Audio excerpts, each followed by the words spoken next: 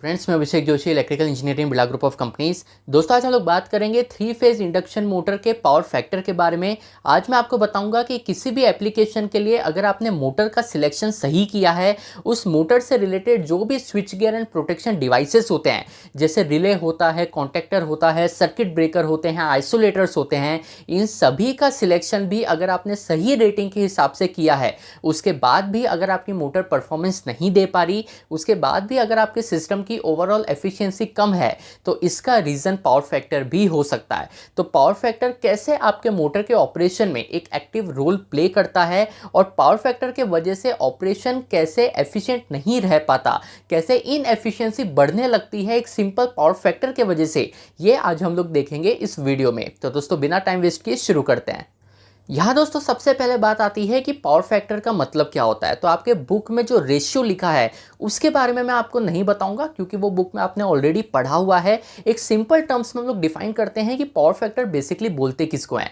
तो देखिए, power factor basically आपको ये बताता है कि जो इलेक्ट्रिसिटी को आप यूज़ कर रहे हैं किसी भी एप्लीकेशन में, वो कितने इफेक्टिवली यूज़ हो रही है। इसका मतलब ये है कि आपकी इलेक्ट्रिसिटी की इफेक्टिवनेस क्या है, ये आपको पावर फैक्टर से पता चलता है। अब इलेक्ट्रिसिटी इफेक्टिवनेस से मेरा मतलब क्या है, यह भी आपको समझना पड़ेगा।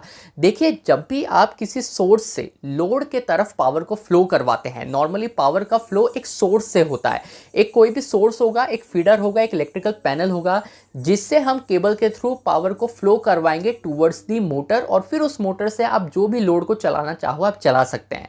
तो एक सोर्स से, यानी कि एक पैनल से जो पावर फ्लो हो रहा है मोटर के तरफ, और मोटर फिर एक लोड को जो रोटेट कर रही है या रन कर रही है, ये पावर फ्लो कितना स्मूथली हो रहा है, ये चीज़ डिपेंड करती है आपके पावर फैक्टर पे। अगर आपके सिस्टम का पावर फैक्टर अच्छा है, इसका मतलब ये है कि जो पावर फ्लो हो रहा है सोर्स से लोड के तरफ, वो बहुत स्मूथली फ्लो हो रहा है। और वहीं अगर आपके सिस्टम का पावर फैक्टर पुअर है, तो इसका मतलब ये होगा कि पावर का जो फ्लो है वो स्मूथ नहीं है। इसी को हम लोग ये कहते हैं कि इलेक्ट्रिसिटी आप इफेक्टिवली यूज़ नहीं कर पा रहे। यहाँ दोस्तों आपके माइंड में एक सिंपल सा क्वेश्चन ये भी आ सकता है कि पावर फैक्टर अच्छा है या पावर फैक्टर पुअर है। इससे तो हमें ये पता ही नहीं चल रहा कि पावर फैक्टर बेसिकली रहना कितना चाहिए। पावर फैक्टर पुअर है, इससे क्या मतलब हुआ, कोई एक वैल्यू आपको पता होनी चाहिए कि उस वैल्यू से कम अगर पावर फैक्टर है तो इसका मतलब ये है कि पावर फैक्टर पुअर कैटेगरी में माना जाएगा। तो देखिए, आइडियली आपका पावर फैक्टर यूनिटी होना चाहिए, या हम ये कह सकते हैं कि नियर टू यूनिटी होना चाहिए। इसका मतलब ये है कि अगर आपका पावर फैक्टर 0.99 या 0.98 तक है, तो इसको हम अच्छा पावर फैक्टर मानेंगे। किसी भी रीज़न से अगर पावर फैक्टर 0.96 से कम हो जाता है, यानी कि 0.95, 0.94 और उसके नीचे की जितनी सीरीज़ है, 0.96 से नीचे अगर आपका पावर फैक्टर जाता है, तो इसका मतलब है कि आपके सिस्टम का पावर फैक्टर अच्छा नहीं है। अब पावर फैक्टर कम होने के वजह से या पावर फैक्टर पुअर होने के वजह से जो भी डिसएडवांटेज होते हैं सिस्टम में, वो सब आपको फेस करने पड़ेंगे। अब दोस्तों सवाल यह आता है कि अगर किसी भी रीज़न से सिस्टम का पावर फैक्टर पुअर हो जाता है, तो उससे बेसिकली होता क्या है।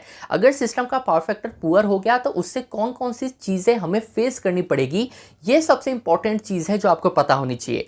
तो देखिए, किसी भी सिस्टम का पावर फैक्टर अगर वीक रहता है, पुअर रहता है, तो उसके वजह से सबसे पहले तो उस सिस्टम के I2R लॉसेस बढ़ने लगते हैं। इसका मतलब ये है कि अगर जैसे हम लोग मोटर की बात कर रहे हैं, तो मोटर में जो एडी करंट लॉस और हिस्टैरिसीस लॉस होते हैं वो काफ़ी ज़्यादा बढ़ जाएंगे, क्योंकि आपके सिस्टम के I2R लॉसेस अब बढ़ने लगे हैं। किसी भी सिस्टम में अगर I2R लॉसेस बढ़ते हैं, तो उस वजह से सिस्टम में एबनॉर्मल हीटिंग होने लगती है। अब देखिए, आपने जो केबल ले किया है एक सोर्स से मोटर के तरफ, जो आपका पूरा इलेक्ट्रिकल सिस्टम है, उसमें अगर एबनॉर्मल हीटिंग होने लगेगी, तो उसके वजह से आपके सिस्टम में ब्रेकडाउन आने के चांसेस बढ़ जाएंगे। किसी भी केबल में अगर एबनॉर्मल हीटिंग होती है, तो एक लेवल के बाद आपके केबल का जो इंसुलेशन है, वो इंसुलेशन वीक होने लगता है, जिसके वजह से आपका केबल का इंसुलेशन डिटोरिएट होता है, और उस वजह से आपका सिस्टम कोलैप्स भी कर सकता है। यहाँ एक पॉइंट दोस्तों आपको और पता होना चाहिए कि अगर आपके सिस्टम का पावर फैक्टर काफ़ी लो चल रहा है, तो उस वजह से मोटर को अपने रेटेड कैपेसिटी पर रन होने के लिए ज़्यादा करंट का यूज़ करना पड़ेगा। इस पॉइंट से मेरा मतलब ये है कि अगर आपकी मोटर मान लीजिए 10 HP की है, 10 HP की एक इंडक्शन मोटर आपके पास है। अब इस मोटर को अगर मुझे फुल कैपेसिटी पर चलाना है, यानी कि फुल 10 HP पर अगर मुझे चलाना है, तो उसमें मुझे जितना करंट लगता है उससे ज़्यादा करंट अब मोटर ड्रॉ करेगी अगर आपके सिस्टम का पावर फैक्टर पुअर हो गया है। तो ये चीज़ ध्यान में रखिएगा कि करंट और पावर फैक्टर का जो रेशियो है ये इन्वर्सली प्रोपोर्शनल होता है। अगर किसी भी मोटर को मुझे फुल कैपेसिटी पर चलाना है और अगर मेरे सिस्टम का पावर फैक्टर बहुत अच्छा है तो मोटर कंपैरेटिवली कम करंट लेगी फुल कैपेसिटी पर रन होने के लिए। पर वहीं अगर मैं पावर फैक्टर को पुअर कर देता हूं या किसी भी रीजन से सिस्टम का पावर फैक्टर पुअर हो जाता है तो फुल कैपेसिटी पर चलने के लिए वही मोटर अब ज़्यादा करंट ड्रॉ करने लगेगी। कोई भी मोटर अगर ज़्यादा करंट ड्रॉ करती है, कंसिस्टेंटली ज़्यादा करंट ड्रॉ करती है, उसके वजह से भी आपके केबल में, आपके सिस्टम में एबनॉर्मल हीटिंग होने लगती है। मत भूलिएगा कि अगर आपके सिस्टम का पावर फैक्टर पुअर है तो उस वजह से I2R लॉसेस भी बढ़ रहे हैं। तो ओवरऑल आपके सिस्टम में बहुत ज़्यादा एबनॉर्मल हीटिंग होने वाली है, जिसके वजह से आपको एक ब्रेकडाउन फेस करना पड़ सकता है।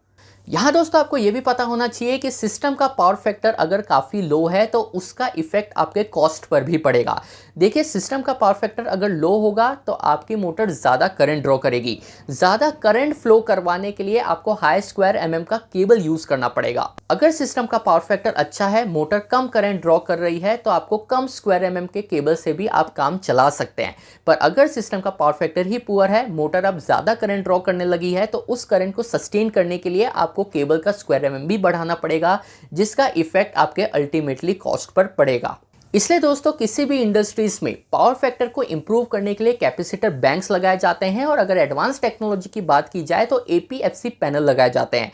APFC पैनल क्या होते हैं, कैसे ऑटोमेटिकली पावर फैक्टर को कंट्रोल किया जाता है इंडस्ट्री में, यह आपको जानना हो तो इस वीडियो को जरूर देखिएगा। इस वीडियो में APFC पैनल से रिलेटेड काफ़ी पॉइंट्स मैंने कवर किए हैं।